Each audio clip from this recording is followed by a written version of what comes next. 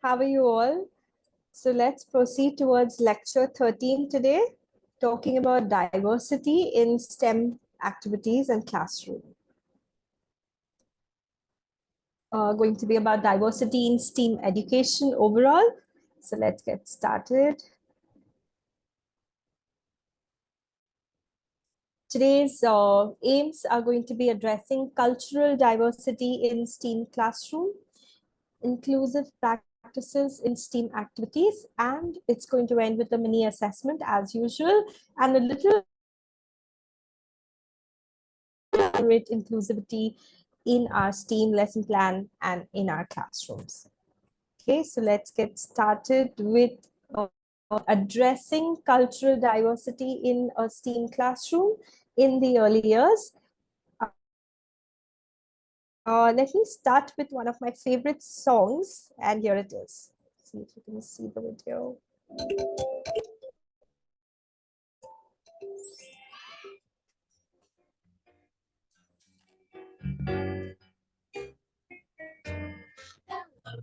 Bonjour, buenos dias. Good day, guten tag, konnichiwa. Floridian. Hello to all the children of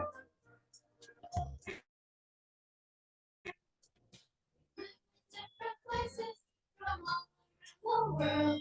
We speak in many different ways. Some things might be different. We're children just the same, and we are like. Hello, bonjour, buenos dias. Good day, good. Ciao, shalom, Floridian. There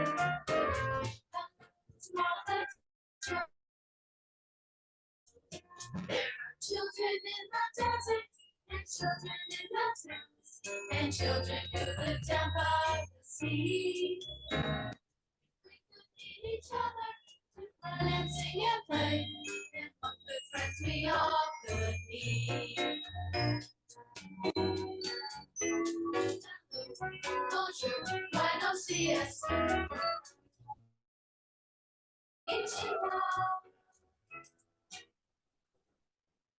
Okay, so this is what this song is. It's called Hello to All the Children of the World. I think it's glitching a bit, so I will leave it at that for now. So this is, you could see how it talks about diversity in a classroom, how the children can mutually respect, build love and friendships in a culturally diverse classroom.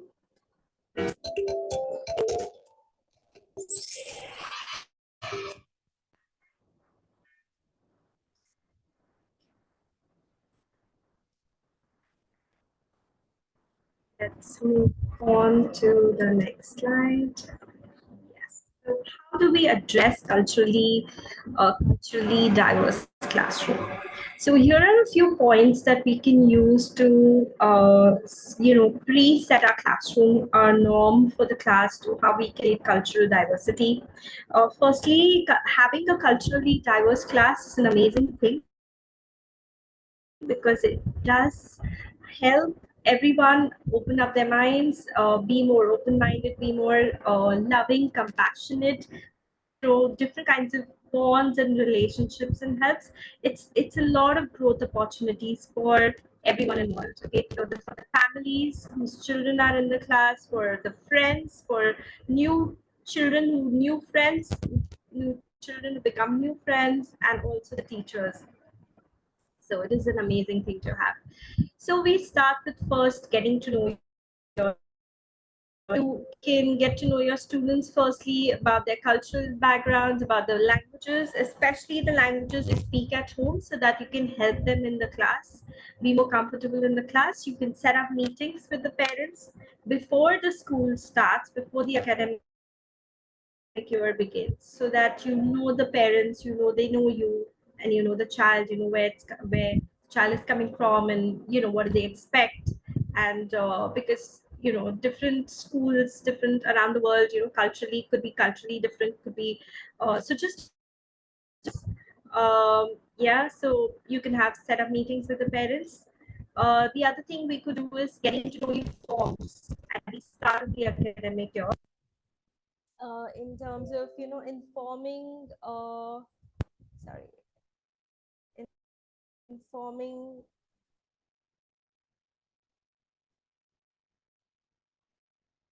yeah, so informing the parents or the teachers about the cultural background of the student, about the languages the child can speak at home, about certain like these things. The getting to know you forms are an amazing start to the academic year, because you know something about the child, yeah, about the background, about this, about the family. So and it is an acceptable thing for a lot of schools to do. So it's an amazing start that you can probably incorporate in your new.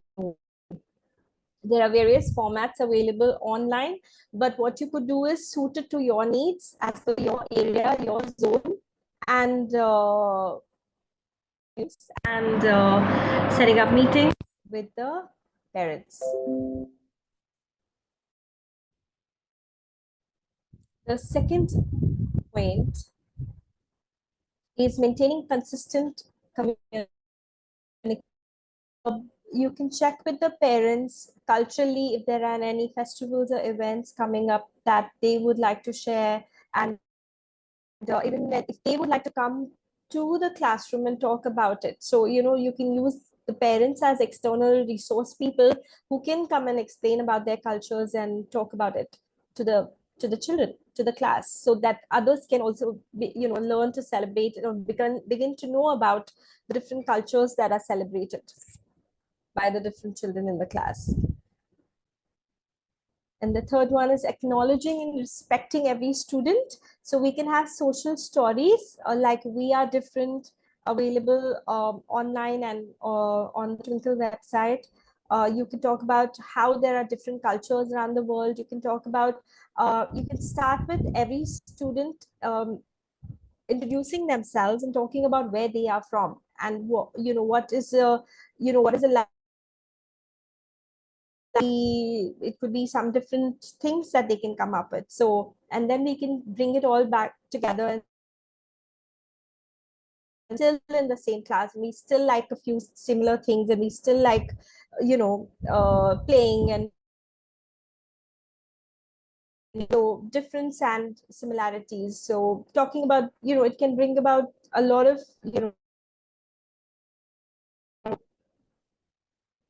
and the fourth point is incorporate diversity in your lesson plans. You can have special activities, lessons designed around festivals that children celebrate in your class. For example, if you have a Japanese student in your class, think about the different Japanese festivals that are celebrated.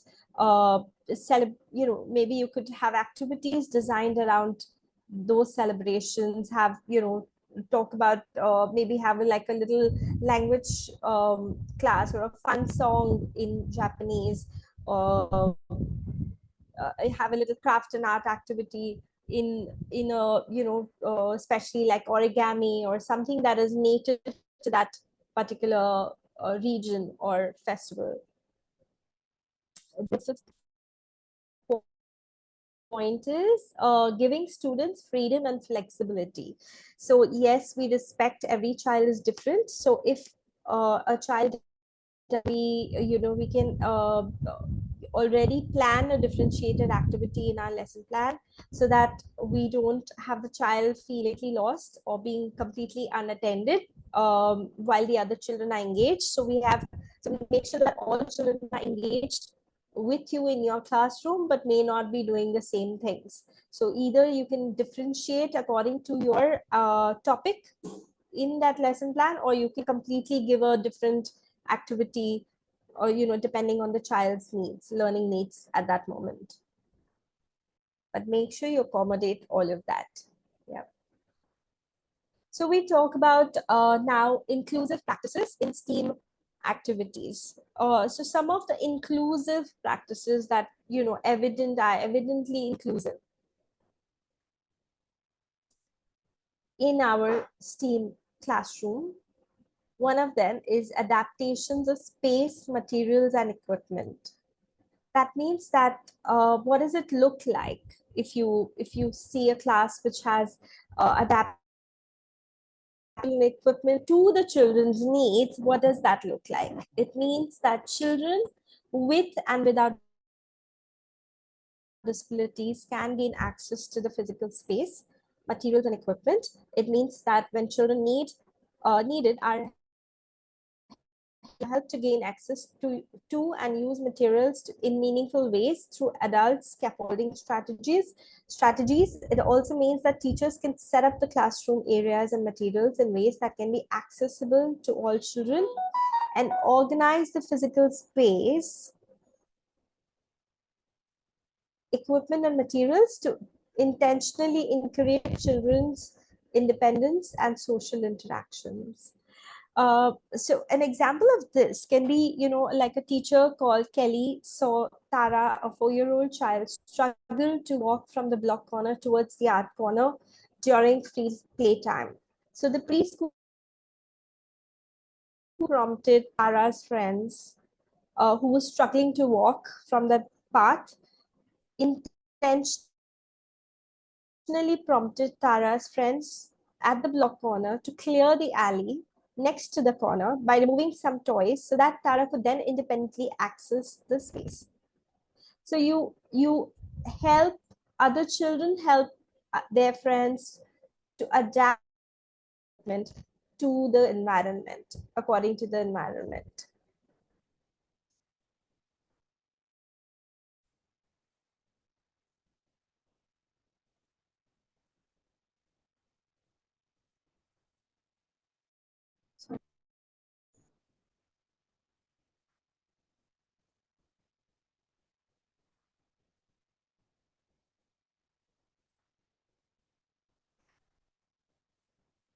Um, the second inclusive practice in STEAM classroom would be adult involvement in peer interactions. It means it looks, you when we quite effort taking on the adults part, because it does take a lot of tactics, does take a bit of strategies, a few strategies to talk to make sure that your involvement is effective and meaningful in within the peer interactions. So it looks like, when adults plan and implement daily social play and learning activities in the classroom. Adults facilitate problem solving between children. They can provide scaffolding strategies for supporting positive, sustained peer interactions and relationships between children. The classroom has opportunities for children to participate in activities and routines with peers. And then there is a good balance between adult involvement and support for children's spontaneous social engagement. For example, Peter is a 3-year-old little boy who is non-verbal. That means cannot use his communicative, cannot use verbal, uh, cues to communicate. He is non-verbal and has a developmental delay. During circle time, the teacher invites another student to model for Peter the movements of a song he likes. Modeling means when you do an action and the child copies it. So the teacher or the student, whoever is teaching it, is modeling it. And then the other person or the student copies. So she asks another student to model for Peter a movement, the movements of a song that he likes to perform. This friend, Andrew, using his hands to form the movements of the song, was an amazing, effective way to help Peter imitate, copy, and perform the song movements independently. So, this is a great way of adult involvement in peer interactions.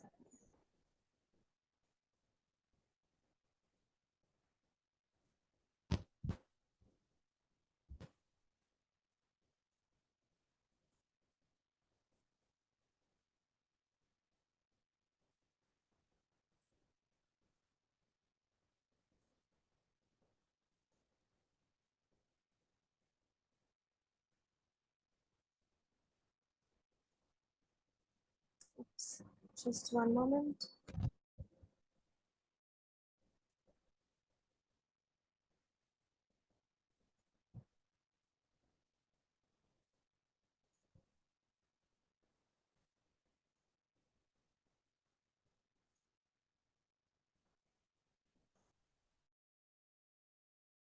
Third inclusive practice in our STEAM activities can be supporting communication in the classroom, where we have adults intentionally using alternative means of communication systems in ways that enable children to communicate and participate in classroom activities with their peers.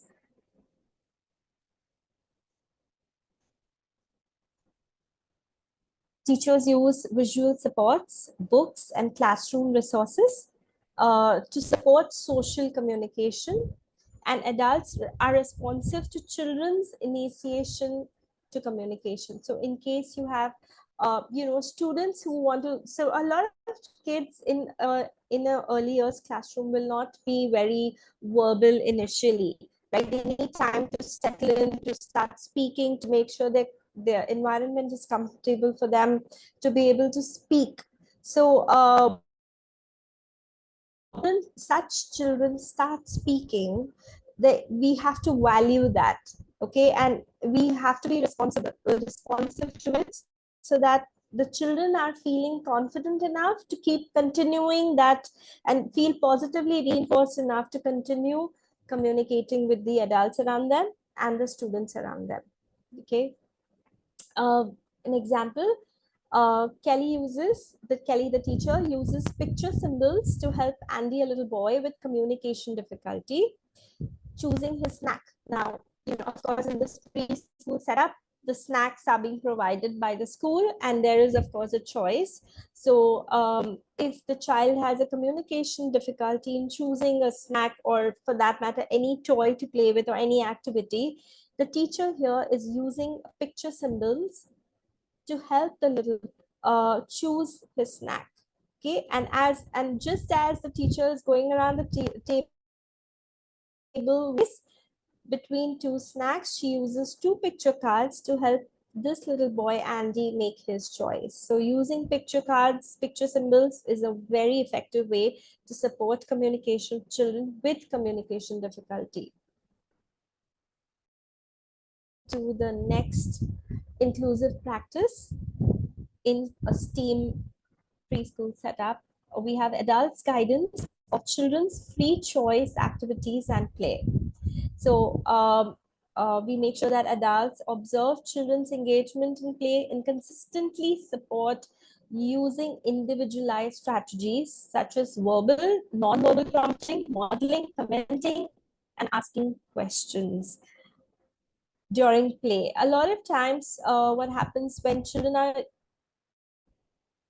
using their free choice activity and play, when they are playing, there often some, it might come across as, oh, they're just playing, or that there is no role for an adult there, or you're just there to play by themselves, why interrupt?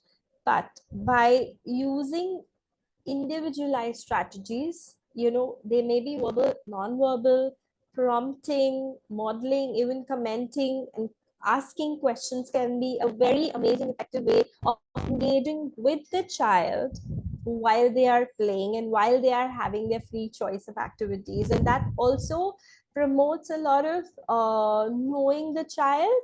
It's like a two-way communication, and also understanding where the child is, how the child is progressing. So and this is amazing where it works is especially in the early years framework, where we have key cohorts and key groups where a key teacher is responsible for a key group, and the key teacher goes around uh, uh, interacting meaningfully with the child during the playtime as well. This exactly holds very true and very relatable to that concept. So yeah, make fun time, make playtime more engaging, and also have many opportunities to decide on activities, playmates, and play topics topics that they like during free choice activity. We want to have an inclusive environment, make sure that they have opportunities to decide activities and playmates and play topics that they like during free choice, because it is free choice after all. And of course, adults should show enjoyment and excitement and availability while they are engaging with the children during these activities. So if a child, for example, spots something amazing in the sand, the adults should be available, should be engaging, and there you go. That's your cue. Ask your meaningful questions and comment or say like, "Oh wow, what did you find today?" And that's amazing. I'm surprised this is here. And several certain things that can make the child want to learn more and want to dig more and feel really happy about what they're doing. You're playing. A small example here, Kelly, the teacher, joined Martha, 4-year-old little girl who was recently diagnosed with autism during free choice time. Kelly used a visual activity organizer out the steps involved in cooking a meal for her friends. So this is a way that she used during playtime to help a child act out the steps, because the child was probably trying to for her friends, pretend cook a meal for her friends in the pretend cook area or the role play corner. And the teacher has used this opportunity to help the child play effectively, play completely, and feel good about it, because even to play is to know how to play, right? So yeah, let's move on to the next inclusive practice. It is adapting of group activities. So what does this look like? Have adults who plan and monitor adaptations to support children's needs and adjust activities as needed to encourage participation of children in the group. When you have children who have opportunities to participate with their peers in planned whole group and small group activities, and when you have adults who's using embedded strategies and adaptations of activities to suit children's active engagements and participation while also meeting the individual. While the group activity, while you have thought out your plan, your topic, and you have a group activity set up, and your resources are all out there for the children to start using, we make sure that children who we know, particularly who with individual needs, specific learning styles, who have specific learning needs, we include those children too, right? That is why we use, that's why we want to have inclusive practice. If we want to have inclusive practices in our classroom, we make sure that all children are engaged, all children are involved, and we cater to their learning styles. So for example, a small group art activity in which children are using paint brushes to paint leaves they collected outdoors. Kelly, the teacher, provided hand over hand assistance with fine motor coordination difficulty to finger paint her leaves. So while children were using paint brushes, uh, Kelly helped her, hand over hand assistance to finger paint her leaves. Involved cutting through paper to form different shapes, and Louisa worked on one of her individual alongside her peers. So for her, of course, because of a fine motor coordination problem, she could not cut the different shapes, but because one of her individualized goals on her, probably her IEP plan, was that she had to sort of sort things and organize patterns in a to help her organize better.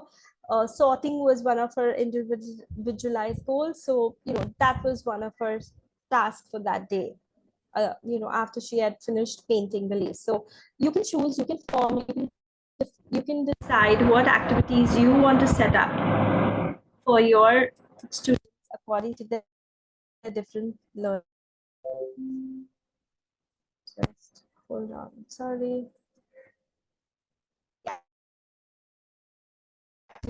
Practice is conflict resolution. as as usual.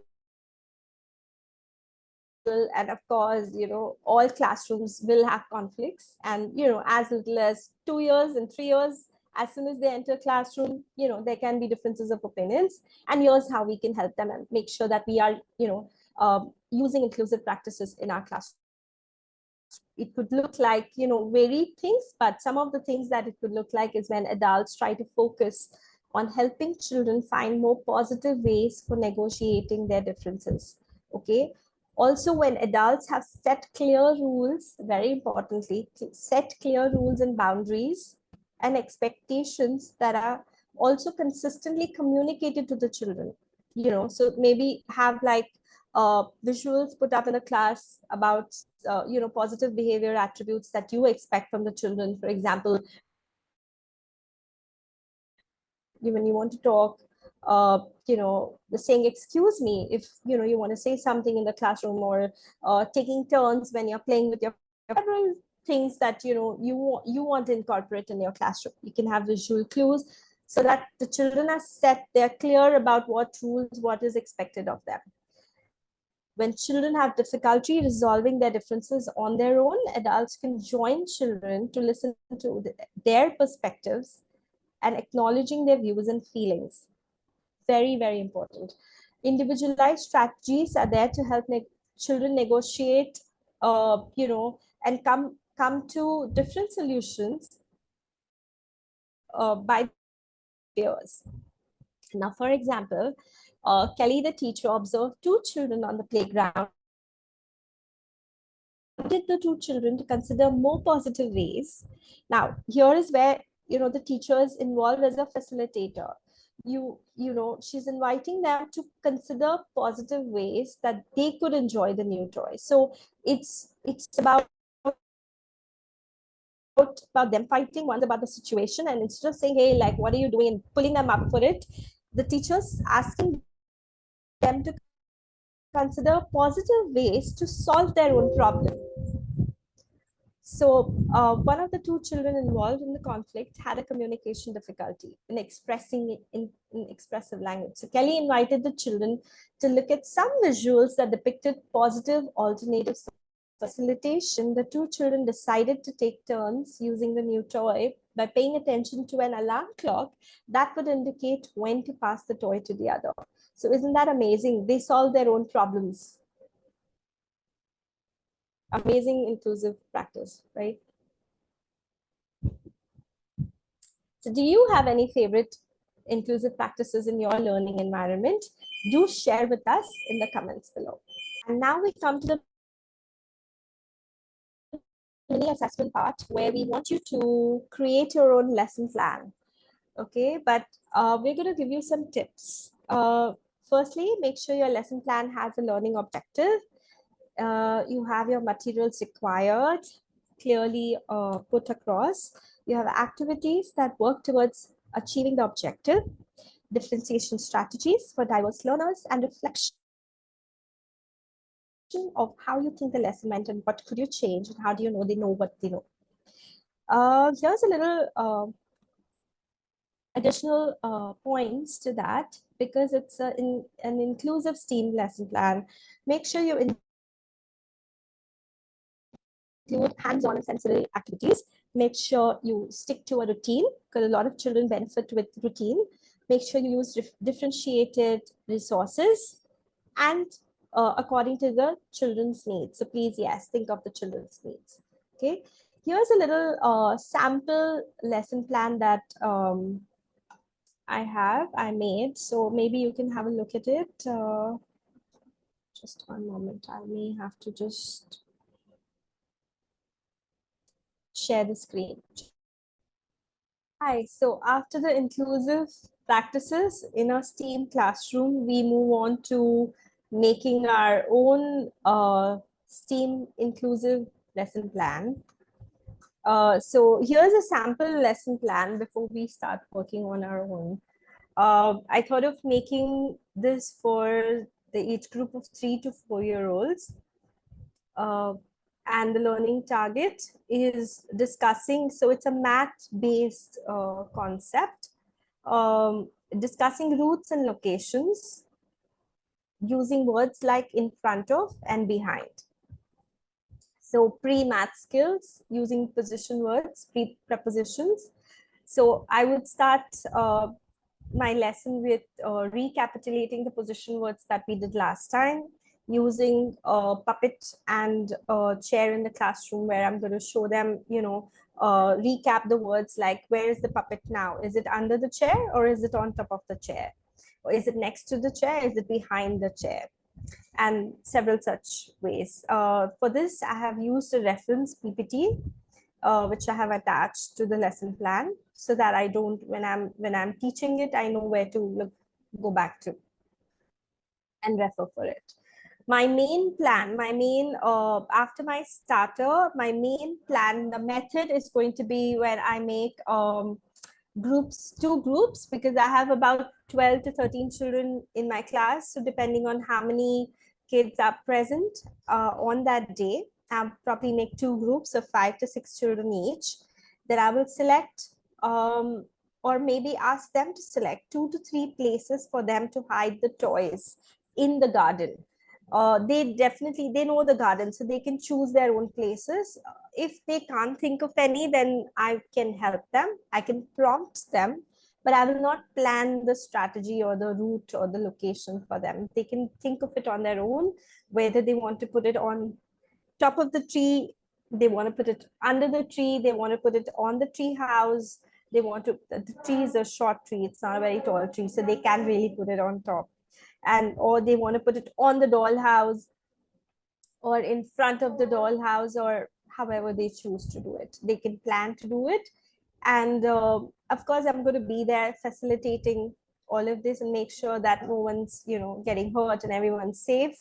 And I'll help children to explain to the other group how to get the hidden toy with verbal clues, because that's my main target of the lesson, right? Discussing routes and locations. So they are going to use their verbal cues, using words like in front of, behind, and then help the children and make the other group guess where it is and go look for the toy. Okay, so without giving them the actual objects, names of the objects where they are hidden. And for this, I know for sure that my HAs, the higher abilities, will participate eagerly. Middle abilities, maybe two of them, A and B, may need some help to stay focused, because a big place like garden, they may get distracted.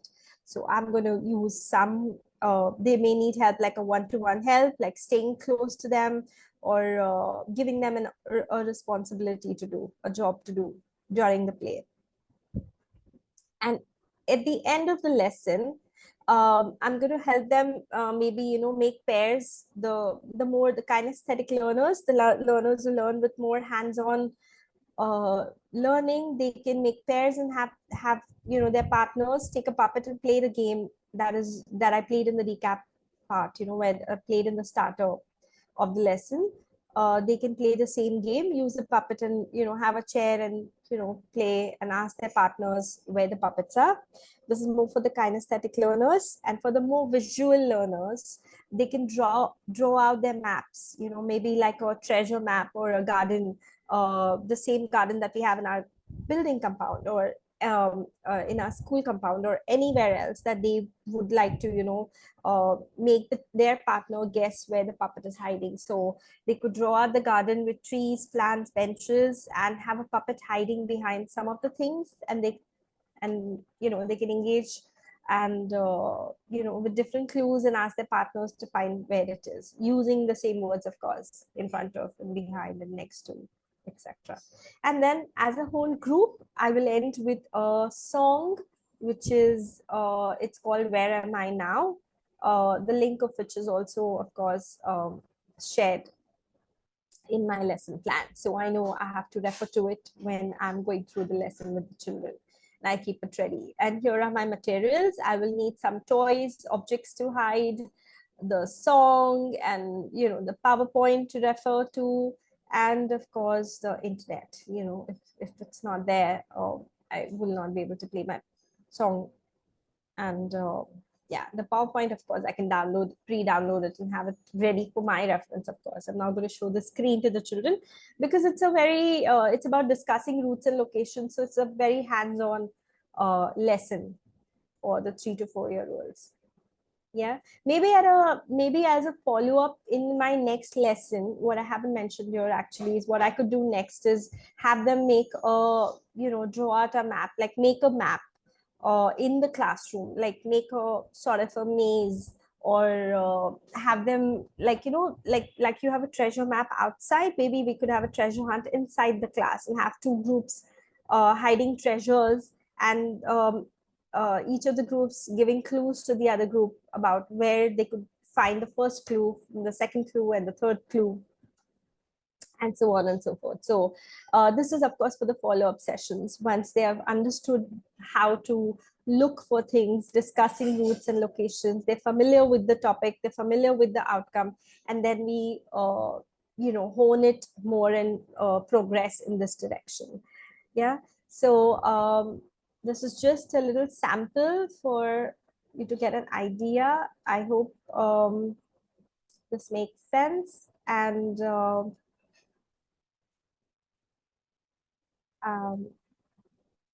have a lovely time planning, and do let us know how it goes in the comment section below, or do share the feedback with us. All right. Happy planning, happy learning, and happy teaching. See you soon.